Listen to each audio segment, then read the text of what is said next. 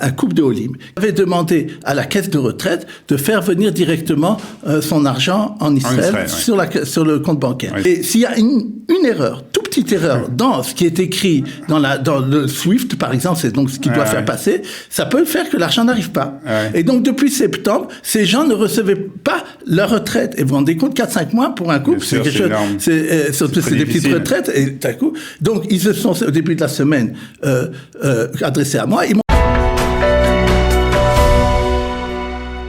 On sait que vous êtes très actif, non seulement le mercredi matin pour la chronique économique sur Studio Qualita, mais aussi à Qualita, puisque vous faites partie du Centre des droits, et vous allez nous parler d'un problème que vous avez résolu d'un couple de retraités dont le versement de la pension n'arrivait pas à la banque en Israël.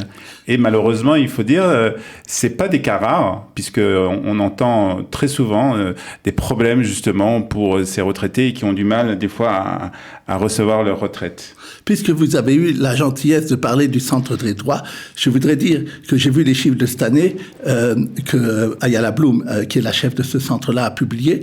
Il faut savoir pour les Olim, il a donné plus de 1000 services cette année en 2022. C'est énorme. Et c'est, à mon avis, 2 ou 3 fois plus que quand ça a commencé à 2-3 ans. C'est vraiment un grand succès. Et c'est un grand succès parce que les gens voient que ça marche et il y a du bouche à oreille. Oui.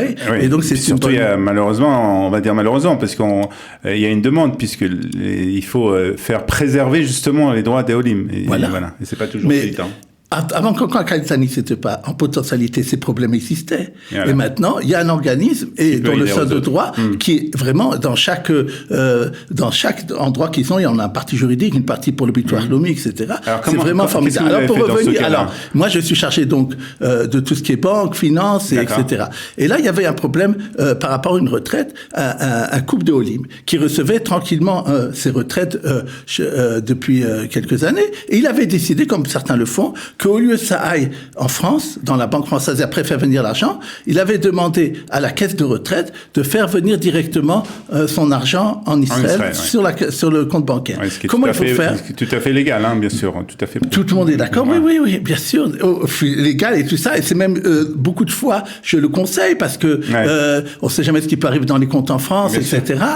Au contraire, consultez-moi là-dessus et je vous dirais de tous les cas, ça dépend des cas. Et si des gens reviennent en France, c'est différent. Mais quand des cas sont des gens qui sont complètement installés ici, c'est évident que c'est beaucoup mieux. Et donc, il faut savoir comment on fait dans ces cas-là. La chose très très importante, c'est d'aller à la banque que vous avez et de demander un papier officiel et signé de ce qu'on appelle en France le RIB, c'est-à-dire l'identité bancaire. Et en Israël, on appelle ça le numéro IBAN, parce que c'est IBAN international. Maintenant, c'est pas seulement ça. Je crois qu'il n'y a que le numéro IBAN. Dans cette page qu'on reçoit de la banque, il y a aussi, par exemple, marqué qui est la banque qui fait venir. Des fois, c'est la même banque qui arrive, des fois, non. C'est très compliqué. Et il y a des codes internationaux pour ça. Et s'il y a une erreur, toute petite erreur dans ce qui est écrit dans le SWIFT, par exemple, c'est donc ce qui doit faire passer, ça peut faire que l'argent n'arrive pas.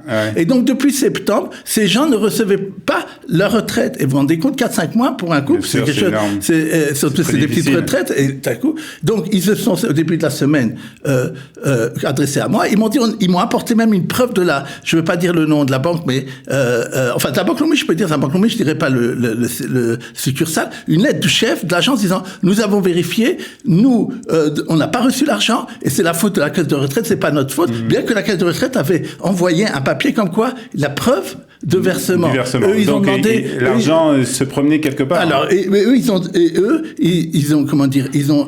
dit, c'est à eux, c'est à la banque, à la caisse de retraite de donner le numéro du SWIFT, etc., de l'opération qu'on puisse vérifier. Et moi, immédiatement, ils m'ont donné ça, et j'ai fait vérifier par des spécialistes aussi qui connaissent là-dedans. Et immédiatement, ils ont vu, la personne que je vais adresser a vu qu'il y avait une erreur dans ce RIB, dans ce qui était marqué. Le relevé identitaire de la banque qui a été donné par la banque. Un papier officiel. Et à mon avis, il y a dans la programmation, d'ailleurs, dans la programmation qui fait ça, il y a une erreur, ils n'ont pas vérifié.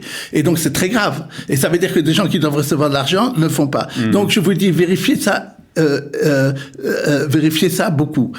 Vérifiez que ce qu'on vous donne est authentique et autre. Mais vous pouvez faire vérifier par moi si vous voulez.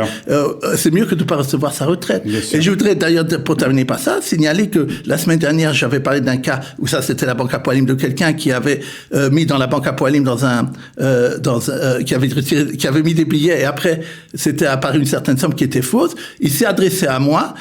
Parce que 2 semaines après, il avait une réponse de la banque, on ne lui rembourserait pas.